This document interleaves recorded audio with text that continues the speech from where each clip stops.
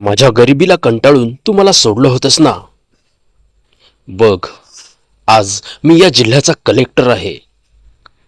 साहेबांनी भर शाळेत घटस्फोटित बायकोचा अपमान केला, पण जेव्हा मुख्याध्यापकांनी सत्य सांगितलं तेव्हा साहेबांचा श्वासच कोंडला. भवानीपूर जिल्ह्यातील खेडागावची एक जुनी जिल्हा परिषद शाळा. सकाळची वेळ होती. अचानक शाळेच्या गेटवर पोलिसांच्या गाड्या आणि लाल दिव्याची गाडी येऊन थांबली. भवानीपूर जिल्ह्याचे नवे आणि अत्यंत कडक शिस्तीचे जिल्हाधिकारी जितेश कुमार साहेब शाळेच्या अचानक तपासणीसाठी आले होते. जितेश कुमार साहेब रुबाबात गाडीतून उतरले. मुख्याध्यापक आणि शिक्षक घाबरून स्वागताला धावले. साहेब एक एक वर्ग तपासत पुढे जात होते. 7वीच्या वर्गात साहेब शिरले आणि फळ्यावर गणित शिकवणाऱ्या शिक्षिकेने मागे वळून पाहिलं. साहेबांची पावलं तिथेच थबकली. त्यांचा श्वास एका सेकंदासाठी रोखला गेला. ती शिक्षिका दुसरी कुणी नसून जितेशची घटस्फोटित बायको निर्मला होती. अंगावर एक अत्यंत साधी विटलेली सुती साडी, डोळ्यांखाली आलेली काळी वर्तुळे आणि चेहऱ्यावर एक अजब शांतता. 5 वर्षांनंतर ते दोघे असे समोरासमोर आले होते. निर्मलाच्या हातातील खडू खाली पडला, पण तिने स्वतःला सावरले आणि ती गप्प उभी राहिली. तो 5 वर्षापूर्वीचा कटू भूतकाळ तिच्या डोळ्यासमोर उभा राहिला. 5 वर्षांपूर्वी जितेश पुण्यात UPSCची तयारी करत होता आणि निर्मला एका खासगी शाळेत 5-7 हजारांवर शिक्षिका होती. जितेशचे सलग 3 प्रयत्न अपयशी ठरले होते. घरात भयंकर गरिबी होती.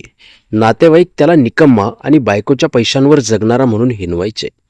या सर्वाला कंटाळून एके दिवशी निर्मलाने अचानक जितेशसोबत भयंकर भांडण काढलं. ती जितेशवर जोरात ओरडली, "मला आता तुझ्या या फालतू संघर्षाचा कंटाळा आलाय. तू आयुष्यात कधीच 1 रुपया कमवू शकणार नाहीस. मी माझा जन्म तुझ्याबरोबर गरिबीत सडवू शकत नाही." त्या एका अपमानाने जितेशचा पुरुषी अहंकार धुकावला गेला आणि रागाच्या भरात दोघांचा घटस्फोट झाला. पुढे जितेश दिल्लीला गेला आणि निर्मलाने खेडासारख्या एका मागास गावात बदली मागून घेतली. आज तोच निकम्मा नवरा या जिल्ह्याचा कलेक्टर बनून तिच्यासमोर उभा होता. जितेशने शाळेची तपासणी संपवली आणि निर्मलाला मुख्याध्यापकांच्या केबिनमध्ये बोलावले. केबिनमध्ये फक्त मुख्याध्यापक, जितेश आणि निर्मला होते. जितेशने अत्यंत तुसडेपणाने आणि गर्वात निर्मलाकडे बघून म्हटलं, "काय मॅडम, 5 वर्षांपूर्वी माझ्या गरिबीला आणि बेरोजगारीला कंटाळून तुम्ही मला सोडून गेला होतात ना. तुम्हाला वाटलं होतं मी रस्त्यावर येईन, पण आज डोळे उघडून बघा, तोच निकम्मा नवरा आज या पूर्ण जिल्ह्याचा कलेक्टर बनून तुमच्या समोर बसलाय. आणि तुम्ही आजही या खेड्यातल्या फाटक्या शाळेत 50 पोरांना शिकवत खितपत पडला आहात. आज तुम्हाला तुमच्या निर्णयाचा नक्कीच पश्चाताप होत असेल, हो ना?" निर्मला काहीच बोलली नाही.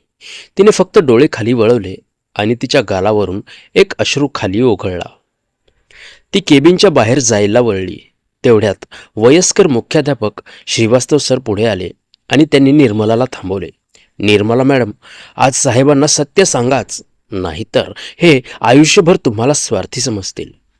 जितेशने रागाने विचारलं, "कोणतं सत्य सर? हिने स्वतःच्या स्वार्थासाठी मला सोडलं होतं, हेच सत्य आहे." श्रीवास्तव सरांचे डोळे पाणावले होते.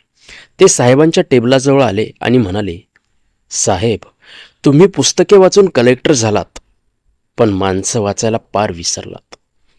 5 वर्षांपूर्वी जेव्हा तुम्ही पुण्यातून दिल्लीला गेलात, तेव्हा दिल्लीच्या संकल्प IAS अकॅडमीची 1.5 लाखांची फी आणि तुमच्या दर महिन्याच्या मेसचे 4,000 रुपये कोण भरायचं? तुम्ही याची कधी चौकशी केली का?" जितेश अवाक झाला. ते तर माझ्या एका चॅरिटेबल ट्रस्टकडून मला स्कॉलरशिप मिळत होती." श्रीवास्तव सर अत्यंत जड आवाजात म्हणाले, "साहेब, ती कोणतीच स्कॉलरशिप नव्हती. या निर्मला मॅडमने बँकेतून 5 लाखांचं पर्सनल लोन काढलं होतं आणि एका ओळखीच्या ट्रस्टच्या माध्यमातून त्या दर महिन्याला गुपचूप तुमच्या दिल्लीच्या क्लासची फीस भरायच्या. तुमच्या नातेवाईकांचे टोमणे आणि पैशांची तंगी तुमच्या ध्येयाच्या आड येत होती. तुमचा स्वाभिमान बायकोने पैसे कधीच घेणार नाही हे निर्मलाला माहीत होतं. म्हणून त्यांनी स्वतः स्वार्थी आणि वाईट बायको ठरवून तुमच्याशी भांडण केलं, जेणेकरून रागाच्या आणि सोडाच्या आगीत का होईना पण तुम्ही दिल्लीला जाऊन कलेक्टर बनाल. साहेब, या माऊलीने स्वतःच्या अंगावर साधी साडी घेतली नाही, एक वेळ उपाशी राहिली, पण या फाटक्या शाळेत राहून तिने तुमच्या यशाचा महाल उभा केलाय. हे शब्द ऐकताच कलेक्टर जितेशच्या पायाखालची जमीनच सरकली. त्याचा श्वास अक्षरशः कोंडला गेला. ज्या खुर्चीवर बसून तो निर्मलाचा अपमान करीत होता ती खुर्ची तिच्याच रक्ताघामातून बनली होती. जितेश वेड्यासारखा खुर्चीवरून उठला आणि त्याने कोणताच विचार न करता त्या जिल्हा परिषदेच्या केबिनमध्ये थेट निर्मलाच्या पायांवर डोकं ठेवून साष्टांग नमस्कार घातला.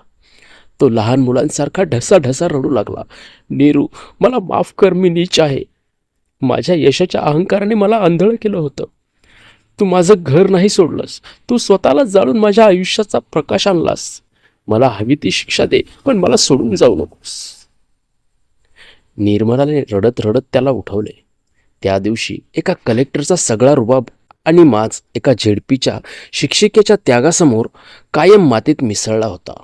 सत्याचा आणि खऱ्या प्रेमाचा असा विजय झाला होता, ज्याने जिल्ह्याच्या राजालाही गुडघे टेकायला भाग पाडले होते.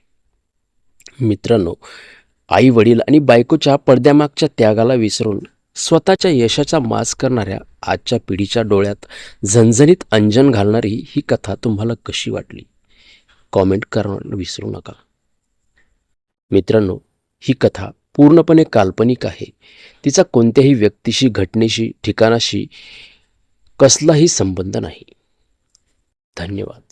चॅनलला जास्तीत जास्त सबस्क्राईब करा, शेअर करा. धन्यवाद.